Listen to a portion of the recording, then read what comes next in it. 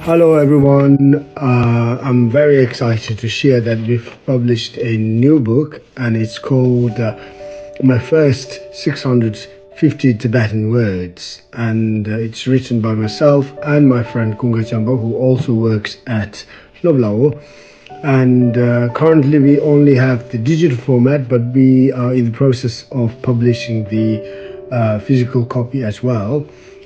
And the book contains 650 of the most commonly used Tibetan words, and each word comes with clear pronunciation guides, English definitions, as well as example sentences that helps the reader to understand how the words are used as well as are pronounced.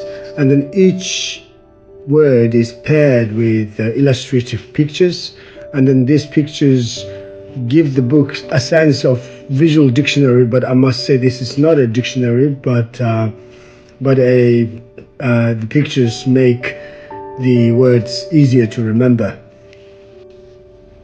Another great feature is how the book groups together words with similar meanings and pronunciations.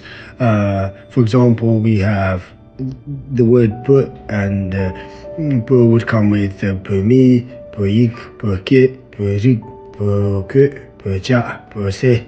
So that in turn in English it would be for Tibetan people, Tibetan script, Tibetan language, Tibetan clothing, Tibetan ethnicity, Tibetan tea, Tibetan food. And this arrangement is the core of this book, and it gives the book the feel of a thematic dictionary or mini thesaurus, which we do not have in Tibetan language. And if you're not yet comfortable reading Tibetan scripts, the book also includes easy English phonetic spellings for every word. Whether you're studying Tibetan on your own or simply curious about Tibetan culture, my first 650 Tibetan words makes the language learning easy, engaging, and practical. To see more about this book, you can visit our website or our social media accounts.